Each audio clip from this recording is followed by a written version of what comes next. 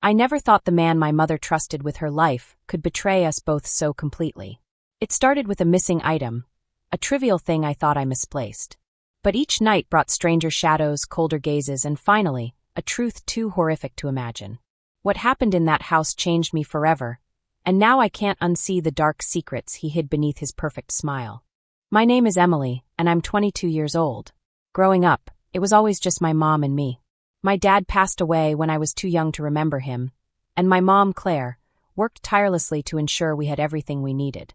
Despite our modest life, she filled my world with warmth, love, and unwavering support. She was my rock, my hero. For years, my mom remained single, dedicating her life to raising me. So when she announced that she had met someone special, I was taken aback. His name was Adam, a man with a magnetic charm and an air of confidence that immediately stood out. He was younger than my mom by a few years, yet he seemed genuinely interested in building a life with her. His respectful demeanor and constant attention made him seem like the perfect partner. At first, I was skeptical.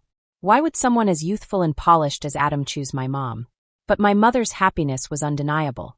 She smiled more, laughed more, and began to dream again after years of solitude. Despite my initial reservations, I wanted to trust her judgment. After all, she deserved joy. When Adam proposed, their relationship blossomed into a whirlwind romance. Soon, he became a regular part of our lives, moving into our small but cozy home. He was attentive, always helping with household chores and treating my mom like she was the center of his world. But something about him felt off. His gaze lingered on me longer than it should have, and his polite smiles sometimes felt forced, too perfect. I told myself I was imagining things, that I was reading too much into innocent gestures. He had done nothing overtly wrong, and I didn't want to ruin my mom's newfound happiness with baseless suspicions. Life settled into a new routine, and Adam's presence became a fixture in our home. I buried my doubts, choosing to focus on my studies and daily life. My mom's joy was all that mattered. But deep down, unease simmered, quietly gnawing at me. I didn't know then that my instincts were right, that my life was about to spiral into a nightmare I couldn't escape. It started with small, insignificant things, so minor that I brushed them off as coincidences or my own forgetfulness. The first time was when I couldn't find my underwear after a shower.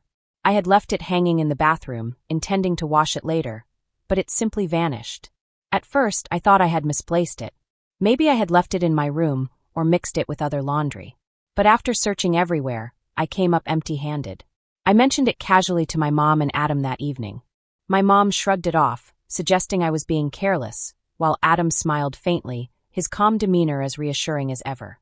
"Perhaps you moved it without realizing," he said, his voice smooth and measured. His response should have put me at ease, but it didn't. That faint smile lingered in my mind, nagging at me. Over the next few weeks, the sense of unease grew. Sometimes I felt like I was being watched, especially when I was alone in the house. I'd catch glimpses of movement from the corner of my eye, a shadow slipping past the frosted glass of the bathroom door, or the faint creak of footsteps in the hallway when no one was supposed to be home. At first, I convinced myself it was paranoia. Living in a small house meant noises were amplified, and I assumed it was just the wind or my imagination playing tricks on me. But then it happened again. Another pair of underwear disappeared from the bathroom. This time, I knew I hadn't misplaced it. I had hung it neatly on a rack before stepping into the shower. When I came out, it was gone. My heart sank as a cold chill ran down my spine. Someone had taken it, but who? The only people in the house were my mom and Adam. I started paying closer attention to Adam. His behavior hadn't changed outwardly. He was still the charming, helpful partner my mom adored.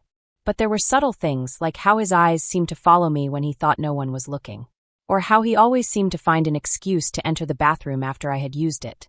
Each time, his calmness felt more like a mask, hiding something darker beneath. One night, I was brushing my teeth when the bathroom door opened unexpectedly. Adam stood there, holding a towel. "Just grabbing this for your mom," he said, flashing his usual smile. I nodded, pretending not to notice anything strange. But the moment he left, I checked the bathroom. Sure enough, another pair of underwear was gone. My stomach churned as the pieces started falling into place. I wanted to tell my mom, but how could I? She was so happy, and I didn't want to ruin her relationship based on what might just be a misunderstanding.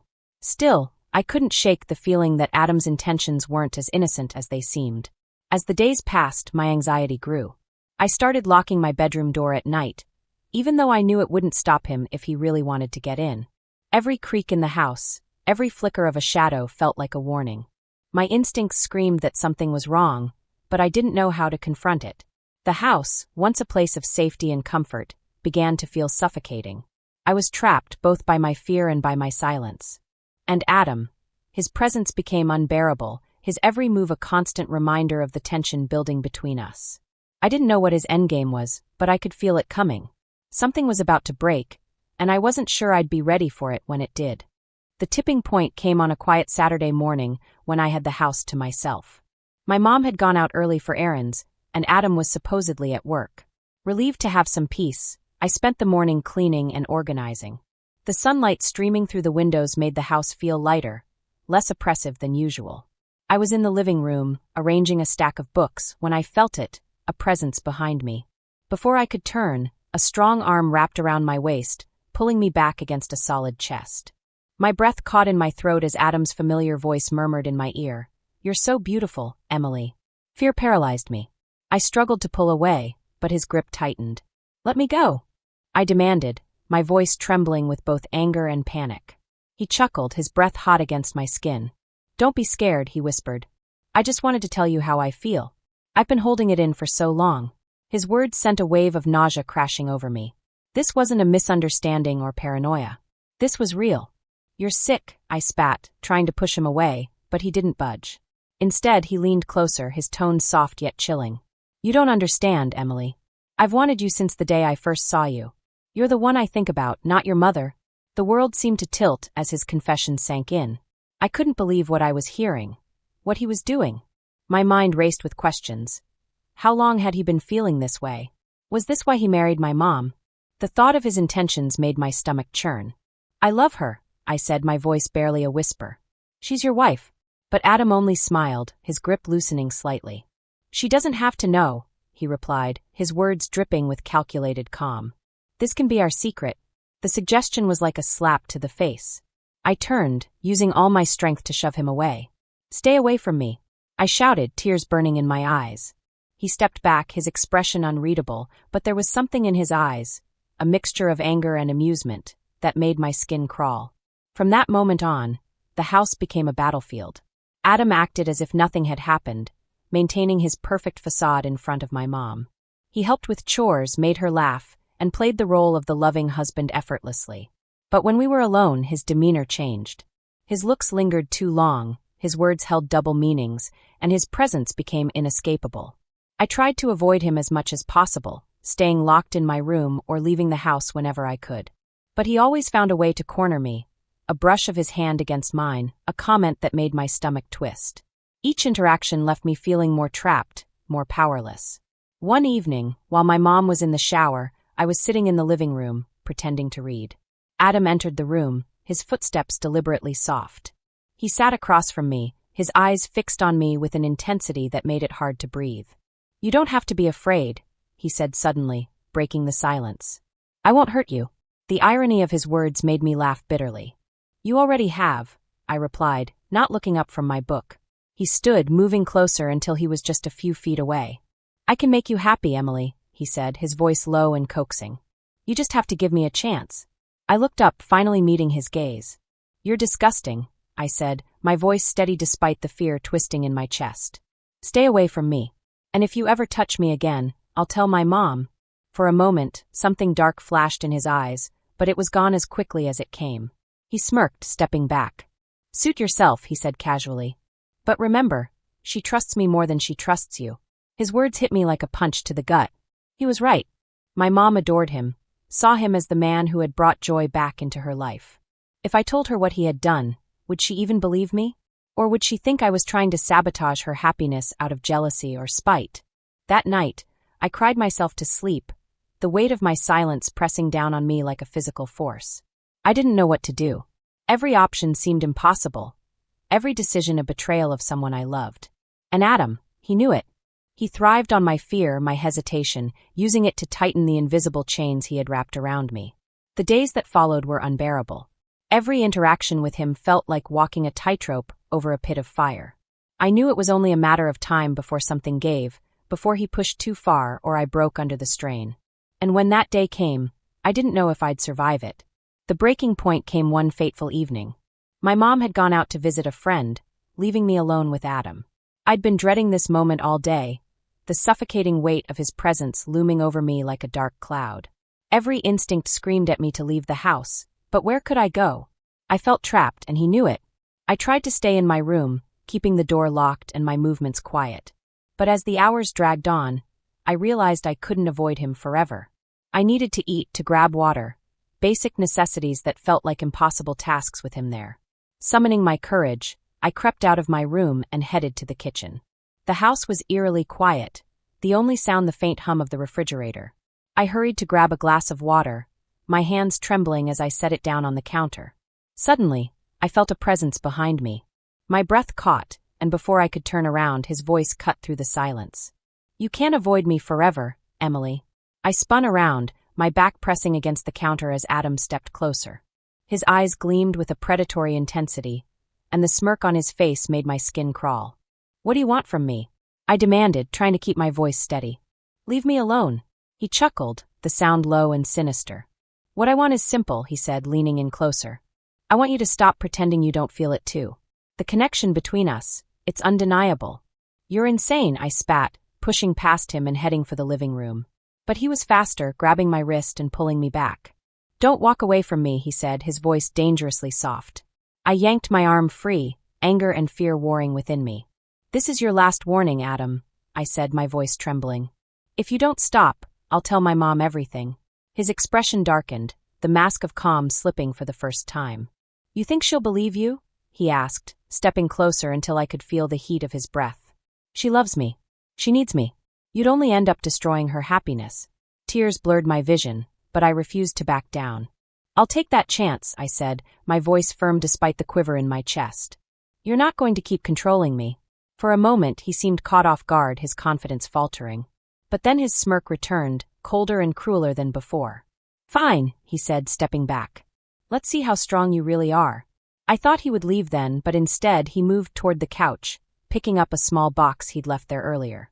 "I was going to save this for later," he said, opening the box to reveal a delicate gold necklace.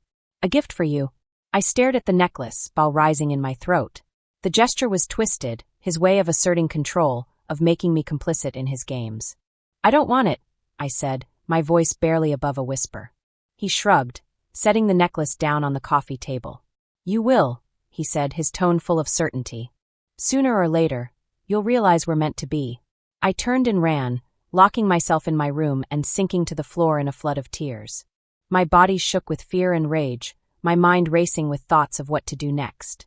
I couldn't live like this anymore. I had to act. That night, I made my decision. I would tell my mom. No matter the cost, she had to know the truth. It was the only way to protect myself, to reclaim the safety that Adam had stolen from me. The next morning, I woke early, my heart pounding as I rehearsed what I would say. My mom was sitting at the kitchen table, sipping her coffee and scrolling through her phone. She looked up and smiled when she saw me. "Good morning, sweetheart," she said warmly. I hesitated, the words catching in my throat. But before I could speak, Adam walked into the room, his presence suffocating. He kissed my mom on the cheek, his eyes meeting mine with a silent challenge. My resolve wavered, but then I remembered his words, the way he had dismissed my mother's trust as a shield for his own depravity. "Mom, we need to talk," I said, my voice shaky but determined. She looked up, concern flashing in her eyes. "Of course, honey. What's wrong?" I glanced at Adam, who leaned casually against the counter, his smirk firmly in place. "Alone," I added, my gaze never leaving his. For the first time, Adam's composure cracked. He straightened, his smirk fading into something harder, more calculating. But he said nothing, simply stepping out of the room with an exaggerated shrug. "I'll give you two some privacy," he said, his tone laced with mockery. As soon as he was gone, I turned to my mom, the words spilling out in a rush. I told her everything: the missing underwear, the lingering stares, the unwanted touches, and his horrifying confession. Her expression shifted from confusion to disbelief to horror as I spoke, tears streaming down my face. When I finished, she sat in stunned silence, her coffee forgotten on the table. "Emily," she said finally, her voice trembling. "Are you absolutely sure?" I nodded, my heart breaking at the pain in her eyes. "I wish I wasn't, Mom," I said. But it's true. You have to believe me. For a moment, I thought she wouldn't. But then her jaw tightened, and she stood, her hands trembling as she picked up her phone. He's not getting away with this, she said, her voice firm. Not after what he's done to you. What followed was a whirlwind of confrontation and tears. My mom confronted Adam, who initially tried to deny everything. But when faced with the evidence and my unwavering account, his facade crumbled. He left that day, his charm and confidence replaced by anger and humiliation. The house felt different after he was gone, lighter, freer. My mom and I worked together to rebuild the trust and safety he had shattered. It wasn't easy, and the scars he left behind didn't fade overnight. But we were determined to heal, to move forward together. After Adam left, the house fell into an eerie quiet. It wasn't the kind of silence that brought peace. It was heavy, filled with the echoes of what had happened. My mom, Claire, barely spoke for days, her face pale and drawn. She spent hours staring out the window, her coffee growing cold on the table. I didn't know how to comfort her. I was still grappling with my own pain, my own fear. We had removed him from our lives, but his shadow lingered in every corner of the house. I couldn't step into the bathroom without remembering his invasive stares. I couldn't sit in the living room without hearing his mocking voice in my head. Every creak of the floorboards, every unexpected noise, sent my heart racing. My mom was a wreck. She blamed herself for not seeing the signs, for trusting him. I brought him into our home, she said one evening, tears streaming down her face. I should have known. I should have protected you. It's not your fault, Mom, I said, my voice breaking. He fooled both of us. He's the one to blame. But no matter how much I reassured her, the guilt weighed heavily on her shoulders. She spent hours sifting through memories, trying to pinpoint the moment she'd missed something, some clue that would have revealed Adam's true nature. It was heartbreaking to watch her unravel, to see the vibrant woman she once was reduced to a shell of herself. For me, the fallout was different. I couldn't escape the feeling of being watched, even though I knew Adam was gone. The trauma had etched itself into my mind, making me hyper-aware of every movement, every sound. I started avoiding mirrors because I couldn't stand the reflection of my own fear staring back at me. Sleep became a luxury I couldn't afford. Nightmares plagued me, vivid and relentless. I would wake up drenched in sweat, my heart pounding as Adam's voice echoed in my ears. I felt trapped in my own mind, unable to find solace even in the safety of my room. My mom and I tried to talk about what had happened, but the conversations were always short-lived, too painful to endure for long. Instead, we drifted through our days like ghosts, coexisting in the same space but separated by an invisible wall of pain and regret. The outside world offered no reprieve. When I went to work or school, I felt like everyone was staring at me, like they somehow knew what had happened. I withdrew from friends, from everything that had once brought me joy. I was drowning in shame, even though I knew I wasn't the one who should feel ashamed. My mom eventually decided to sell the house. "We need a fresh start," she said, her voice hollow. I agreed without hesitation. The house had become a prison, a constant reminder of the betrayal and trauma we'd endured. Packing up our belongings was a bittersweet process. Every item we boxed up carried a memory, some good, some tainted by Adam's presence. When we finally moved into a small apartment across town, the change brought a flicker of relief. The new space was free of his influence, a blank canvas where we could begin to rebuild our lives. But the healing process was slow, riddled with setbacks. Therapy became a lifeline for both of us. My mom found a support group for women who had been in abusive relationships, and I started seeing a counselor to work through my trauma. At first, I was hesitant to open up, afraid of being judged or misunderstood. But over time, I began to find strength in sharing my story, in acknowledging the pain and fear I had buried deep inside. My mom's progress was more uneven. She alternated between moments of determination and bouts of despair. But she was trying, and that was what mattered. Together, we started to piece our lives back together, one fragile step at a time. The process of healing wasn't just about moving forward. It was also about learning to trust again, trusting ourselves, trusting each other, and eventually trusting the world around us. It was exhausting and painful, but it was also necessary. Months later, my mom confided in me that she had written a letter to Adam, not to send but to let go of the anger and betrayal she carried. She read it to me one evening, her voice trembling but strong. "I let you into my heart, into my home, and you betrayed everything I held dear," she said, tears streaming down her face. "But I refuse to let you define me. I refuse to let you take away the love and strength that make me who I am." Hearing those words felt like a turning point for both of us. It was a reminder that, no matter how much pain Adam had caused, he couldn't destroy us. We were survivors, not victims, and we would continue to reclaim our lives piece by piece. With time, the pain began to dull, replaced by a cautious sense of hope. The scars Adam left behind, on both me and my mom, would never fully fade, but we learned to carry them with strength rather than shame. Our new apartment became a haven, a place where we could breathe without fear. It wasn't just a change of address. It was a declaration that we wouldn't let him control us anymore. For me, healing meant regaining the trust one had lost in myself. For so long, I had questioned my instincts, doubted my ability to see the truth. But therapy helped me understand that the blame was never mine to carry. I learned to forgive myself for the silence I kept, realizing it was born from fear and not weakness. Slowly, I started to rebuild my confidence, allowing myself to feel safe in my own skin again. My mom's journey was different. She carried the burden of guilt, even though I assured her that none of this was her fault. "You couldn't have known," I told her repeatedly. "He fooled us both." But her guilt wasn't something I could take away. It was something she had to confront on her own terms. Over time, through therapy and her support group, she began to forgive herself. She started to laugh again, to dream again. Watching her reclaim her joy was one of the most powerful things I'd ever witnessed. The experience taught us both some hard but valuable lessons. We learned the importance of listening to our instincts, of recognizing the red flags we had ignored. Adam's charm and perfect demeanor had blinded us to the subtle signs of manipulation. Now we were more cautious, more aware of the boundaries we needed to set to protect ourselves. For me, the most important lesson was about speaking up. I had kept quiet for so long, trapped by fear and uncertainty. But I realized that silence only gives power to those who seek to harm us. By telling my mom the truth, I took back some of the control Adam had stolen from me.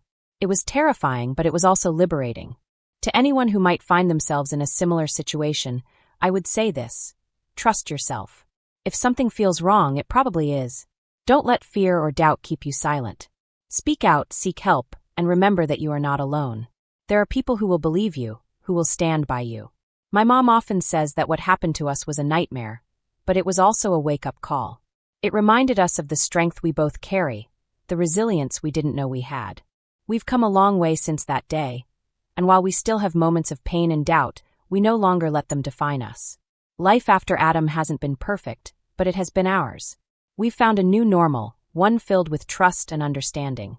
We've built a relationship stronger than ever, one rooted in honesty and mutual support. And while the road ahead may still have challenges, we face it together, knowing that we are stronger than anything that tries to break us. To others who have faced betrayal, manipulation, or abuse, you are more than what has been done to you. Your story doesn't end with pain. It begins with survival. Keep fighting for your peace, your happiness, and your future. You deserve it. If you or someone you know has faced a similar situation, remember, you're not alone, and there's strength in speaking out. Share your thoughts and experiences in the comments.